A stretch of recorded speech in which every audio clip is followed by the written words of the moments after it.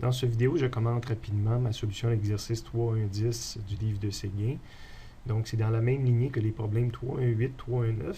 On revient un peu à la version du 3.1.8. Donc, il n'y a plus de frottement, sauf que ma force de tension n'est pas horizontale, mais a un angle avec l'horizontale. Évidemment, je vais être moins efficace, mon travail va être moins efficace pour la même valeur de force de tension.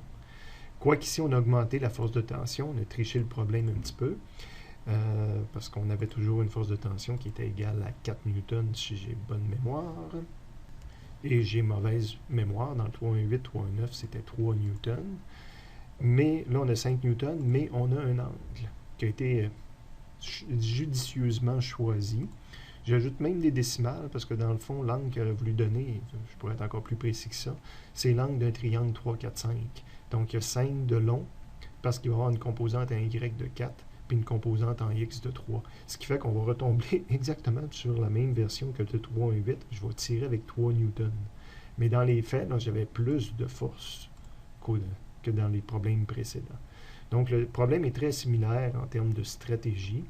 C'est quand j'arrive pour calculer la force, le travail fait par la force, ça commence avec la même formule, mais là, je dois prendre la force de tension, mais selon l'axe des X. Donc, je ne peux pas écrire plus FT ou moins FT parce que j'ai un angle. Je dois le traiter vraiment comme la composante d'un vecteur.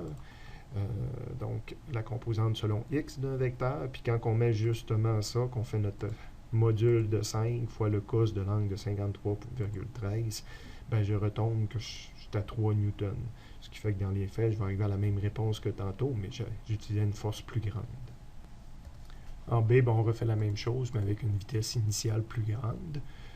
Remarque, quand j'ai solutionné le problème dans la calculatrice, j'ai triché parce que je voulais vraiment avoir l'angle exact pour arriver à une valeur exacte de 3 newtons et pas 3, quelque chose, la valeur qu'on obtient si on fait juste le cos de 53,1. J'ai même pas pris le cos de 53,13 avec d'autres chiffres. Si on clique sur le lien pour aller voir ce que j'ai pitonné dans la calculatrice, vous voyez, j'ai écrit cos, puis j'ai pas écrit 53,1 ou 53,1 puis plein d'autres décimales. J'ai écrit cos moins 1, 3 sur 5, donc ça me donne l'angle exact qu'il faudrait mettre ici. C'est lié au triangle 3, 4, 5, justement. Donc, petite tricherie mathématique. Mais dans les faits, j'aurais pris cos de 53,1, puis on aurait arrivé pratiquement à la même réponse, ça serait 3,000 probablement, et d'autres décimales.